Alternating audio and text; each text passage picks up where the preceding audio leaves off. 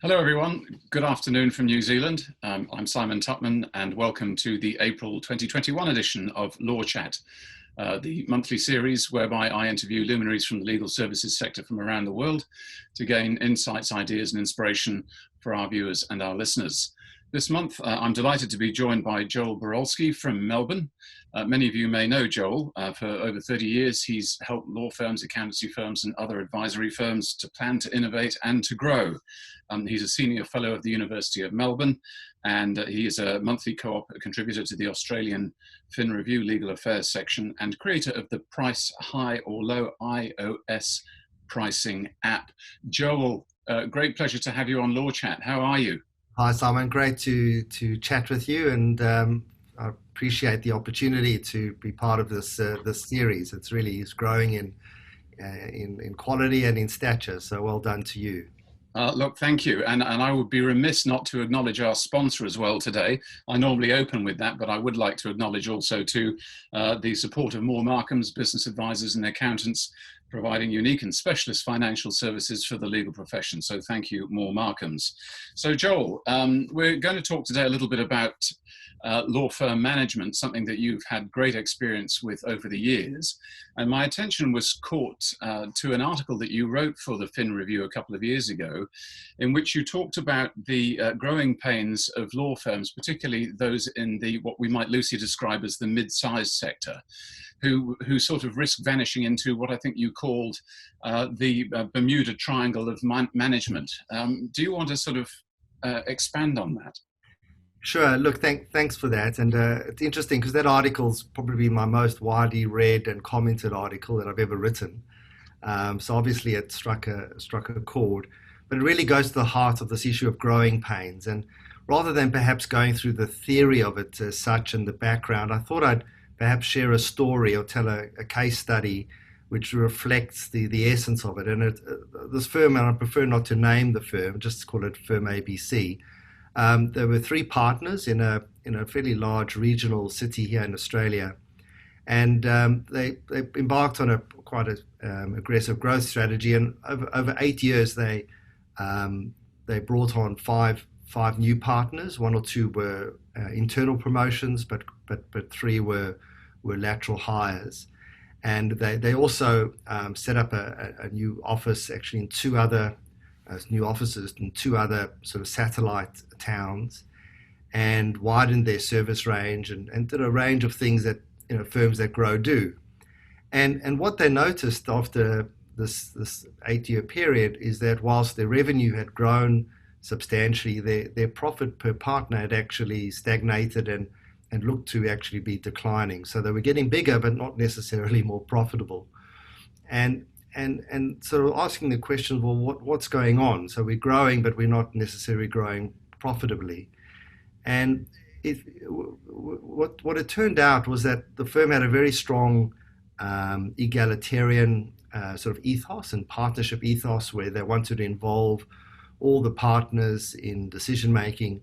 And so what they did is that they replicated the model that they had when there were just three partners to now when there were 8 partners. So in effect, they had a fortnightly meeting of all the partners, which was effectively the management committee. In that period of time, they'd also hired in a general manager, and that person also attended those meetings.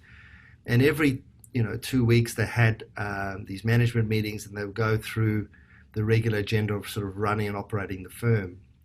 And then other issues would come up around people, around hiring people, around some client conflict matters, and new technology systems that they would want to acquire, just even some mundane matters around plumbing. and quite often they would, in the spirit of the partnership, they would quickly convene a meeting and get everyone's sort of say and make sure they sort of got everyone on board and there was buy-in to all these decisions. And accumulatively, what was happening was more and more partner time was being taken up by these internal matters and these sort of fairly routine operational matters. And partners were actually having less time on the things that really mattered. And the two things that really matter are clients, and both existing clients and prospective clients. And secondly, the lawyers, the people actually doing a lot of the work. And so as they were growing, more and more time was being taken up in management meetings, management decision making. Decisions were taking longer because they had to get everyone involved. There was often lowest common denominator decision making, in the sense, not what didn't make the right decisions, but just what everyone could agree on. You also had a whole lot of partners, formulating policy and strategy on, say, for example, HR issues or IT issues, marketing, where frankly they had no expertise or background, but they, just sort of winged it, but they actually thought they knew more than they did. And so this whole thing was almost grinding to a halt. And so there was this growth of revenue, but slowly a diminishing of profitability. And it's a classic case of firms that do grow. They tend to, because of this partnership ethos, try to get everyone involved in all the decisions. And that just sucks the air out of a whole lot of firms. And it's really hard to sort of step out of that. So I can explain the other issues and origins, but probably the best way of explaining this phenomenon of the Bermuda Triangle was this firm ABC. And I'm sure many viewers to this who are in small or mid-sized firms could certainly relate to that. I'm interested to know: are you able to say how that particular firm ended up? What was the next chapter? Yeah, look, and they did. I was involved as an advisor to talk through some of the issues, and each firm is different, so there's no perfect cookie cutter solution or a silver bullet. But there was the two streams of things that we did that I think over time made a difference. The first was in the governance arrangements, and so what we said is that the firm should have a management committee which would comprise the managing partner, and one of the partners was nominated as the managing partner. And that person, together with the general manager, and their role was elevated to that of a COO or a chief operating officer. Just yes. Not that it was a substantive difference in the role, but just in terms of title and status. And also on this management committee was the head of HR, because really, 70-80% of decisions and issues that came up in the firm related to people in some way. So the three of them met every fortnight rather than all the partners. And then all the partners in meeting was designated as the board. And the board was, decided to meet only once every 2 months. And the role of the board was there of overall stewardship and guidance and review of key decisions. Obviously, major decisions were still left with the board, but the sort of day-to-day operational stuff, decision-making, was left to that management committee. With that, the other sort of stream of activity that we put in place was an increased sort of visibility and transparency around things in and around the firm. So when the management committee of the three people did meet, they kept minutes as to what decisions were made, and those minutes went to all the partners. So there wasn't anything sort of hidden. There was full transparency in terms of those decisions.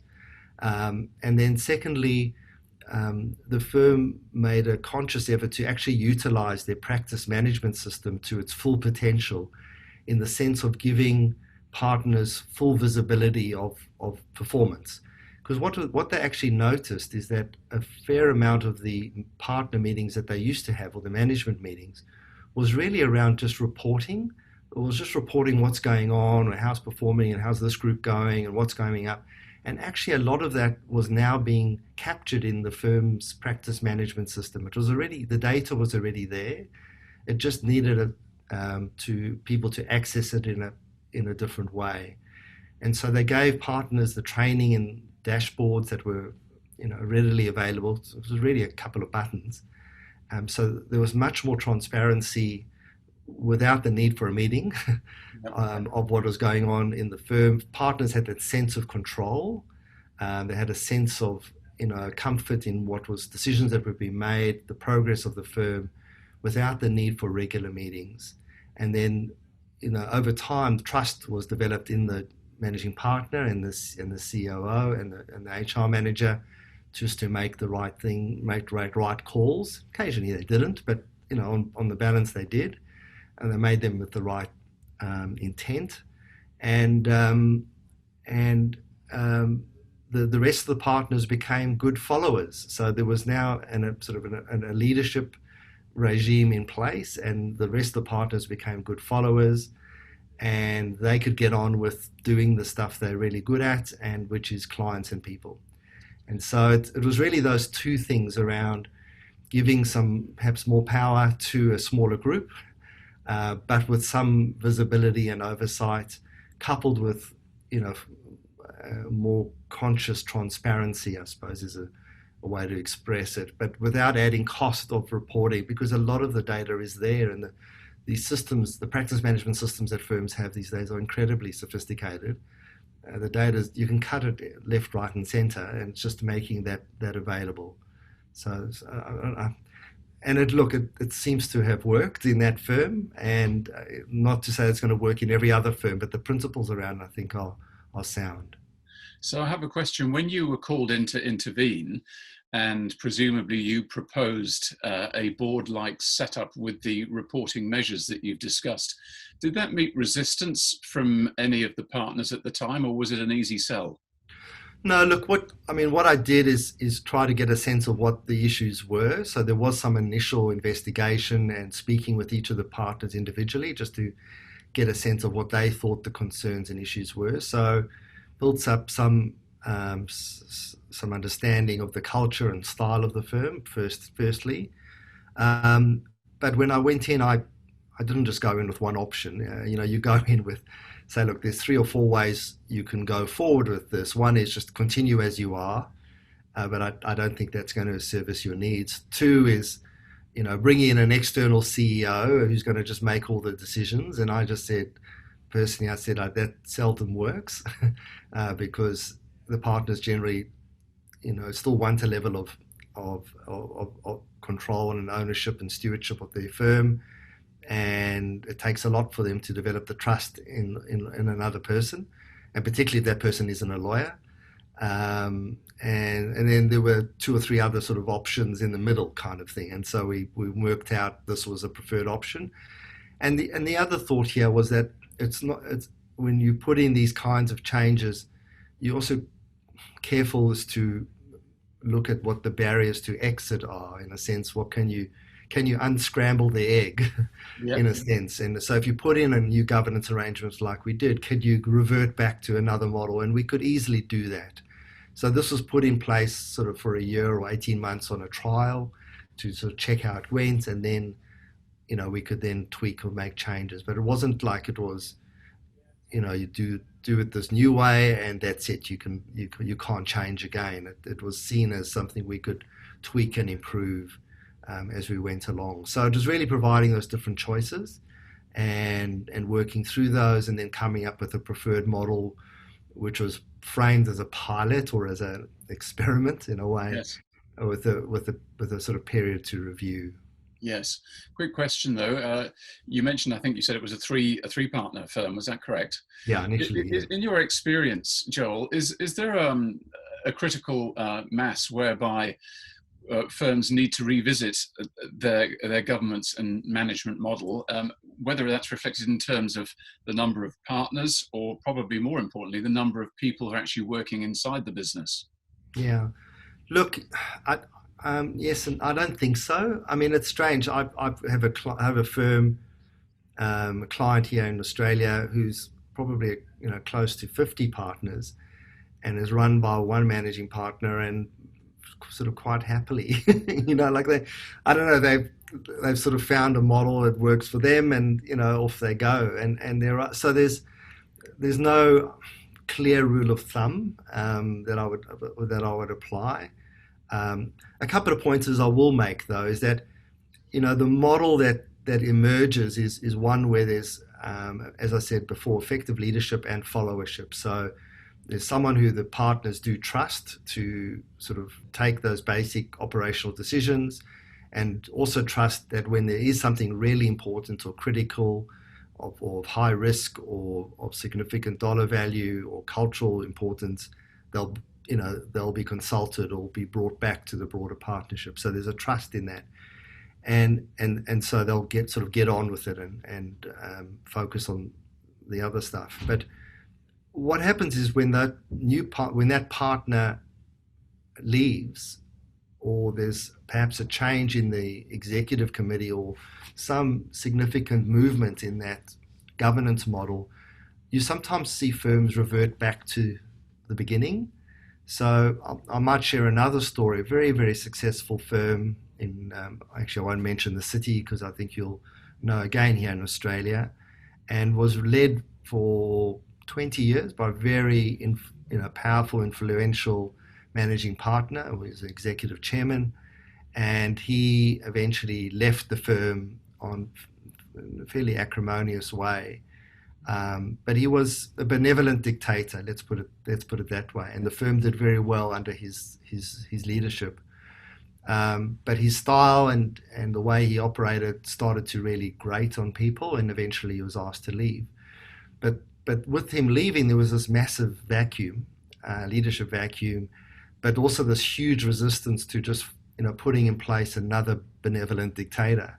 So they sort of almost reverted back to a overly consensus-driven, committee-based model of governance, and which really saw the firm sort of floundering for a 2, 3, 4 year period, and only now they're starting to sort of find their feet from a governance perspective. So even in with big firms, or perhaps not necessarily growing as such, I mean obviously that's where the main sort of focus is, but sometimes even with established firms, they go back through the Bermuda Triangle when there's a major change to the leadership within the firm.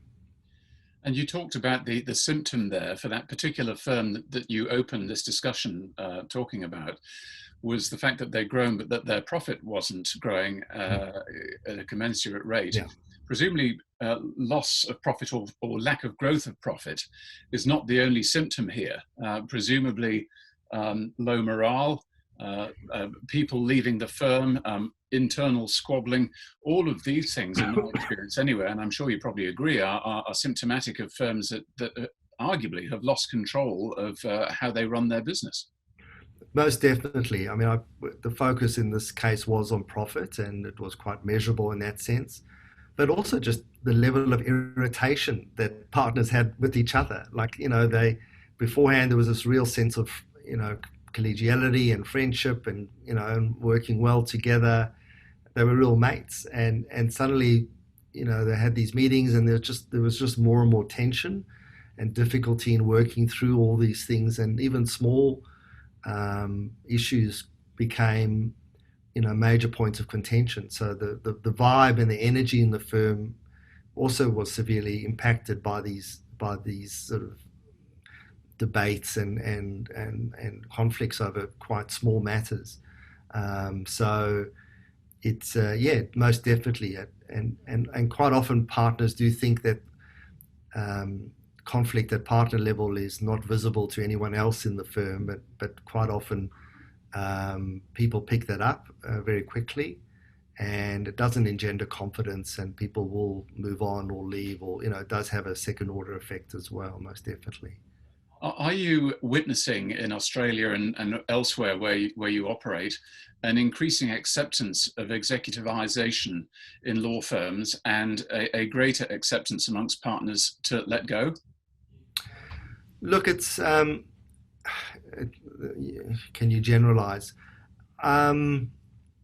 This whole shift towards more professional management has been in place for 25, 30 years. So it's not like something completely new and brand new. So you can't ignore that this has been around for some time. But I think it's one of the interesting side benefits, I think, from COVID is that it's actually restored faith and trust in a lot of corporate service functions. So, for example, head of IT and head of HR. So I know in a number of my clients, there was a bit of a skeptical sort of view towards their IT people and their HR people. The language often used was, well, they're just fee burners, not fee earners. And then along came COVID, and within a week they had to shift from being everyone in the office to everyone working from home.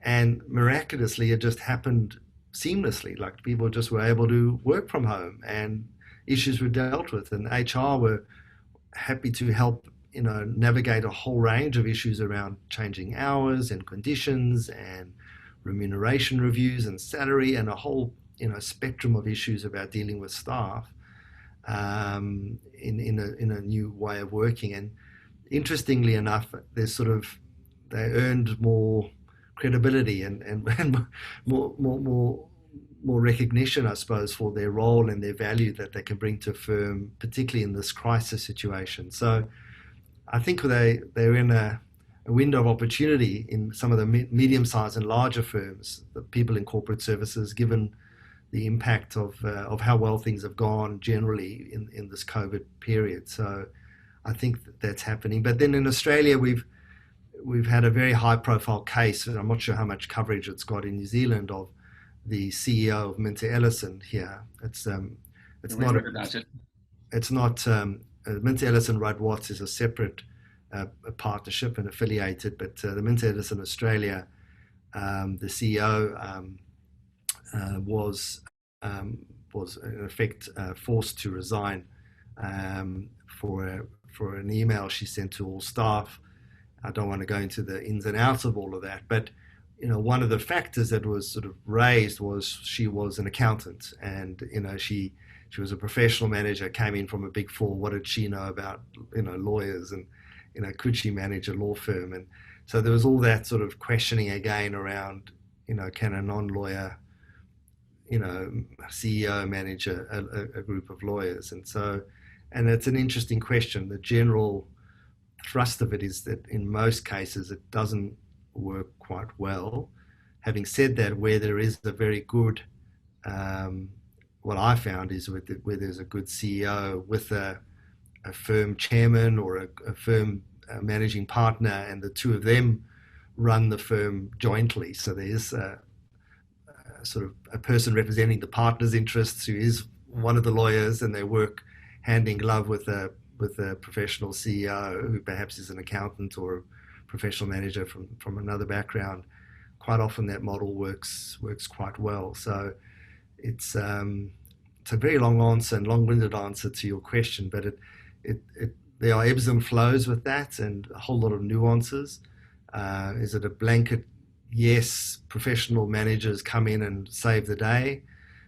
No. Is it a blanket? No, not either. So it's a little bit grey.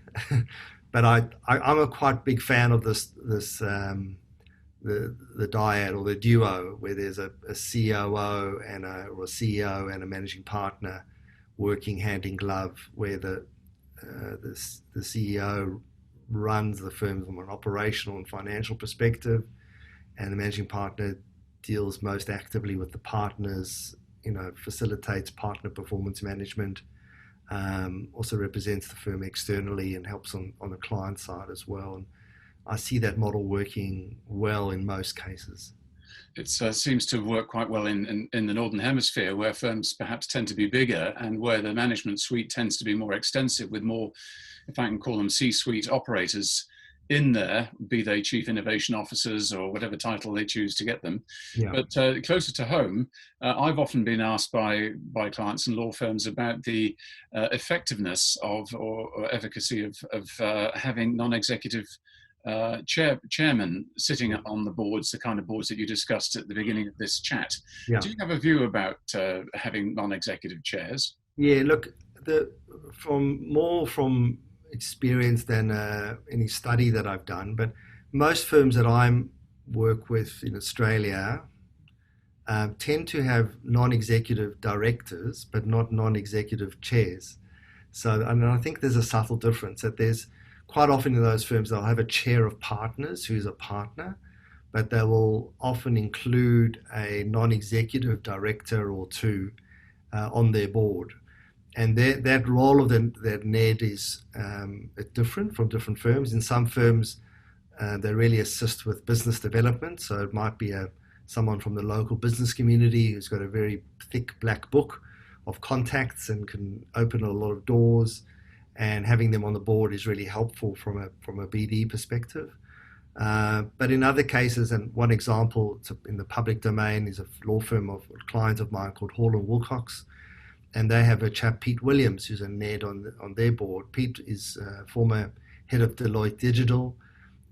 He wears a black skivvy, so he's a tech head, and he brings a level of technical knowledge and know-how, and he's been immersed in the sort of innovation space all his life, and so he's brought a whole new sort of knowledge set and knowledge framework to Hall & Wilcox, given his background and the fact that he's worked at Deloitte. He sort of understands professional services too, and it's been fantastic for that firm as they've tried to position themselves as a very innovative firm, and they've got a tagline of smarter law, and and Pete Williams is very much part of that whole journey. So there are a number of firms that do have NEDs who have different roles.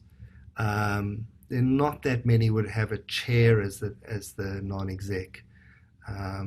The other aspect to it is that sometimes those NEDs want to go in or out, or you want them to go in and out. You want some flexibility, and having them in a chair role, it can bring a level of instability if you want to chop and change a bit. Whereas as a NED, there's a little bit more continuity if there's a partner who's continuously in that role. Yeah. Some good thoughts there. We've got about 4 minutes or so before we. It goes very quickly, doesn't it? I know. It's amazing. Every time I look at the clock and I think, my God, we've only got 3 or 4 minutes left. But we entered this discussion this afternoon looking at small or mid-sized firms going into the Bermuda Triangle, whereby they're experiencing the symptoms of growing pains. And as you've indicated, getting bigger doesn't always necessarily mean getting better or indeed more profitable. For firms who might find that the niggling is increasing, particularly post-COVID, or there's increasing uncertainty in their firms, and they're facing decisions perhaps around their governance or in terms of their future structure, what would you say would be the first step for them to take as a partnership? Would it be, for example, just to have a round the table discussion about, well, do we want to continue working as a group? Where do we go from here? Yes, I think it is maybe just a reflective piece around governance, around decision making, around the efficiency of how they operate, and go around the room and literally get a first-hand perspective from everyone, whether decisions are being made efficiently, effectively, and whether they should consider an alternative model that could potentially still still have quality decision making, still have a level of agility, make things quickly, but at the same time not lose that sense of proprietorships, that sense of collegiality, that sense of partnership that people want. People are partners in a law firm, and not only do they have legal obligations in that regard, but just that they want to have a say. They want to feel that they're part of something, and so is there a way to achieve both those outcomes with them not necessarily being involved in every decision? And so really just asking that question, and seeing if there's a groundswell of opinion that, look, it's worth putting other options on the table and assessing the merits of those, and then seeing if there's a way to experiment or adjust that in some way. And the terminology, like you use for particular roles, like management committee versus board, all those symbols and signals of what things are quite important too, in my view. It does send, it does sort of point to what the role is of each of those entities, those governance entities.